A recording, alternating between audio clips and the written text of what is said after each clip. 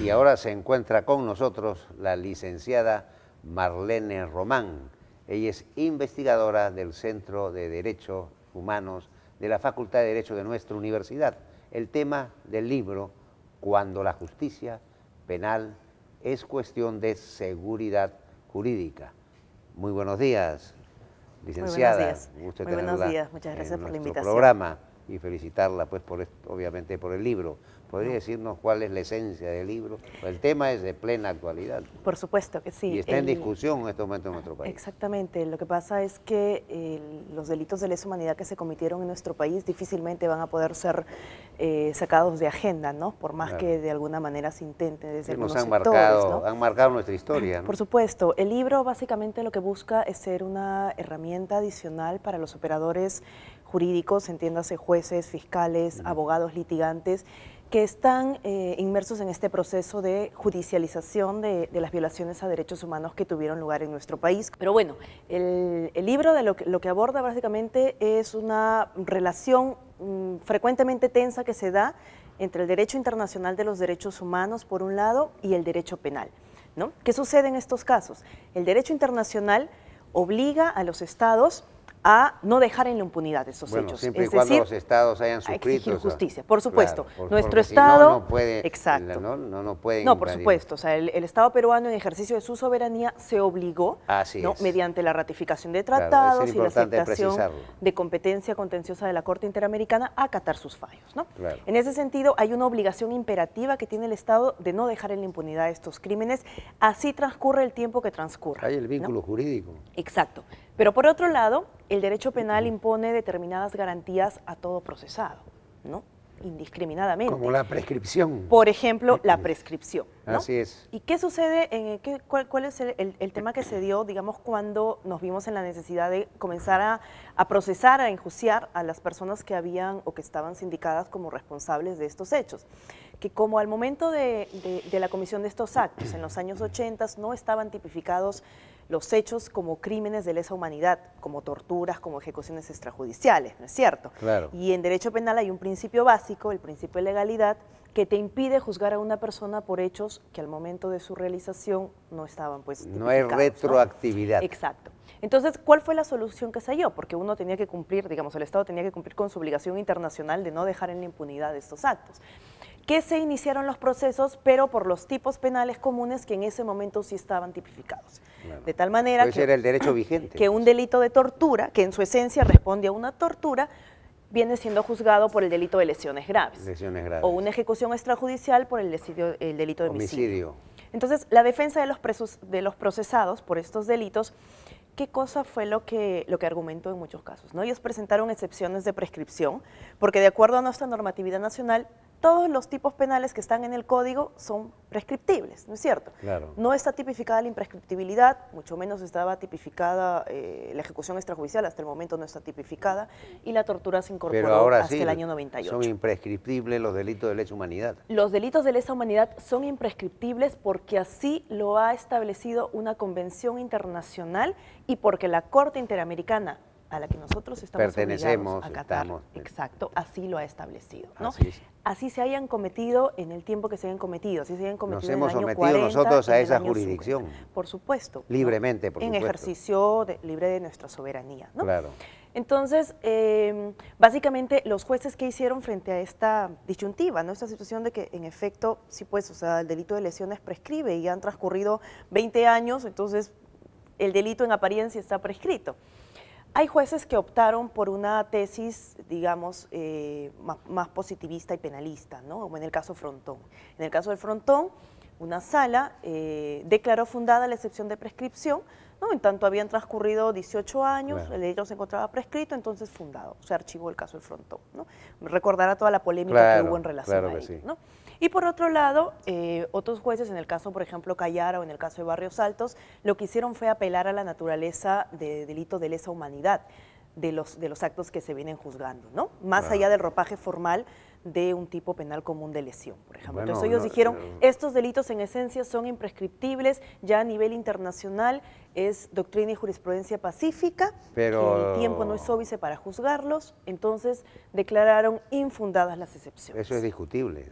No es tan, lo que se cuestiona en el libro es que se haya decidido, digamos, superponer el valor de justicia por encima del de seguridad jurídica, ¿no?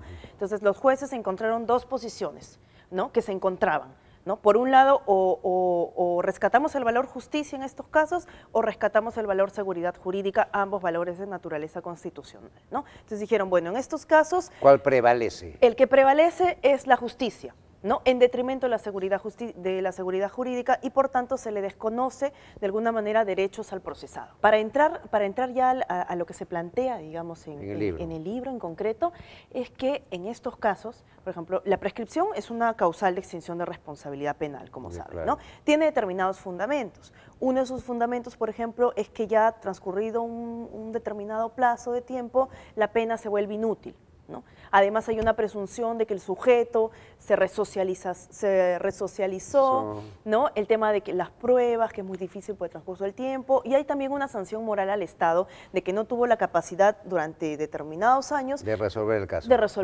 ¿No? Claro. Entonces, por seguridad jurídica, para no mantener abierto el conflicto, es necesario cesar en la persecución y de esta manera cerrar el conflicto. Bien, vamos a hacer una cosita, Marlene, sí, para beneficio de los televidentes. Explica qué es seguridad jurídica. Muy bien, ¿no?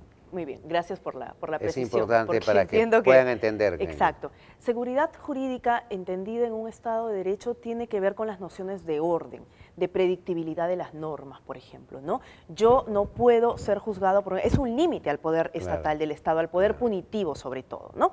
Manifestaciones de seguridad jurídica, por ejemplo, es la prescripción, es el principio de legalidad, que a mí no me pueden juzgar por un hecho que al momento de cometerlo... No estaba tipificado como delito. No estaba prohibido, ¿no? Claro. El tema de la cosa juzgada, de que a mí no me pueden juzgar dos veces, porque yo necesito ya tener cierta seguridad, claro, ¿no? Pero ¿cuál es la tesis que nosotros planteamos? La tesis es que los delitos de lesa humanidad lo que hacen es colocar a la población en un estado de inseguridad absoluta, no solamente personal, sino también jurídica, porque yo confío en el Estado, y ese Estado es el que está traicionando mi confianza al cometer estos crímenes, ¿no? Entonces aquí no podemos hablar de que la prescripción es necesaria para cerrar el conflicto, porque el conflicto no se cierra, ¿no? Y por eso países vecinos lo han entendido así, claro, y transcurrido 3 décadas o más siguen juzgando estos crímenes, ¿no? ¿Y en nuestro caso? Entonces lo que nosotros decimos en este caso es que la seguridad jurídica en casos de lesa humanidad no puede ser entendida como seguridad de la injusticia, ¿no?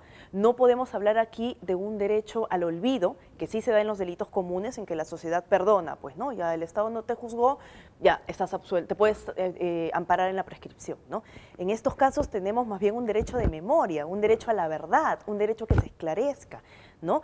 Como mecanismo para contribuir a preservar el orden social, que es justamente lo que la seguridad jurídica persigue, preservar el orden social. Bien, entonces para también entendimiento de nuestros televidentes, ¿qué cosas son los delitos de lesa humanidad? ¿Cómo los defines? Los delitos de lesa humanidad son aquellas graves violaciones a los derechos humanos, entendidos, por ejemplo, como la tortura, la desaparición forzada, la ejecución extrajudicial, ¿no?, que son cometidos por agentes del Estado, aunque el derecho internacional habla también ya de organizaciones internacionales, por ejemplo, Sendero Luminoso. No solamente el Estado. Exacto, por ejemplo, Sendero Luminoso, claro, pero la particularidad, porque digamos, aquí en una comisaría se puede cometer una tortura, ¿no? De hecho, ha pasado, ¿no? Hay ciudadanos que por abuso policial, han fallecido, ¿no? Producto claro, de los golpes. Ahí estamos hablando de una tortura, pero la característica, lo que la diferencia de un delito de lesa humanidad es el contexto en el que se da, ¿no?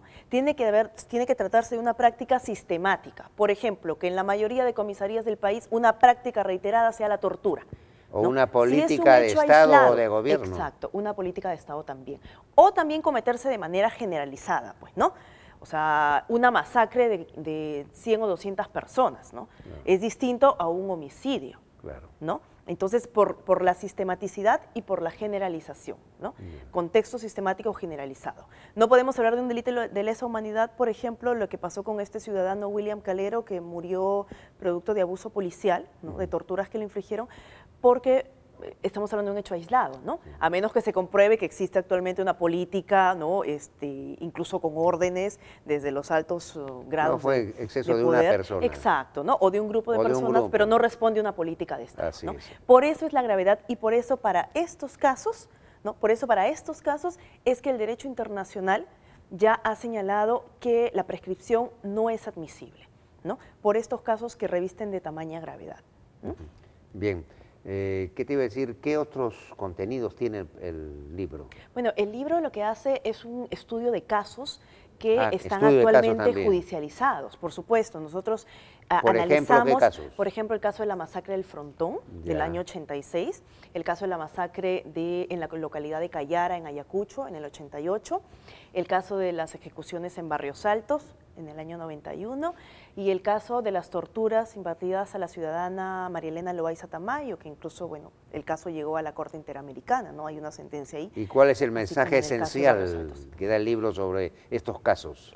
Básicamente que estos casos, por la naturaleza a la que responden de delitos de lesa humanidad, por el contexto en el que se dieron en esa época, no pueden ser prescriptibles, y esto no supone una contravención a la garantía de seguridad jurídica, ¿no? Porque no hay mayor seguridad para la población en términos jurídicos y en términos personales que la debida sanción de estos crímenes, que el esclarecimiento de los mismos como mecanismos para evitar la repetición. De mayor tranquilidad. Crímenes que no merecen perdón, ni amnistía, ni indultos. Por supuesto, de ningún tipo. Eso ya creo que afortunadamente estos temas han sido de mucha discusión a nivel nacional, y creo que ya hay una conciencia colectiva sobre ese tema. Exacto, hay un consenso, ¿no? De que no se pueden tolerar y que la única manera es sancionarlos, ¿no? Bien, Marlene, ¿ya está en circulación el libro? ¿Está en venta? Sí, por supuesto, el libro ha sido publicado en octubre. Por el Fondo Editorial Por de el la San Fondo Martín. Editorial de la San Martín, a quien agradezco también al señor decano Rubén Sanabria, de la Facultad de Derecho, quien ha tenido la gentileza de publicarlo, de recomendar su publicación. Fue tesis de licenciatura en realidad, y luego fue adecuada ya para el libro, así que yo espero que pueda servir no solamente para quienes están interesados en el tema de derechos humanos, sino por supuesto a los penalistas con quien de repente discrepan en muchos de los aspectos que aquí se plantean, pero la idea es que se pueda generar un debate también a partir de ello, ¿no? Marlene, ¿cuál es tu especialidad en Derecho? Mi especialidad es Derechos Humanos, Derecho Internacional de los Derechos Humanos. Sí. Tengo entendido que también has seguido estudios fuera del país. Sí, he seguido estudios en la American University, del Washington College of Law, y en la Universidad de Chile, en la Facultad de Derecho también. Ah, qué bien. Todo sobre derechos humanos, por supuesto. Muy bien, felicitaciones, Marlene, por esta gracias obra. a ustedes. Y Felicitaciones por el programa también. Muchas gracias. Bueno, y bienvenida serás en cualquier otra oportunidad. Bueno, muchísimas gracias. Un Gracias saludo a también. todos. Bien, amigos televidentes, esto ha sido todo por hoy. Gracias por su gentil atención. Les recordamos que en estos momentos tenemos en pantalla nuestro correo electrónico. Estamos esperando que ustedes tengan a bien comunicarse con nosotros, formulándonos preguntas, dándonos recomendaciones, y tengan la plena certeza que nosotros de inmediato les vamos a responder. Tengan ustedes muy buen día.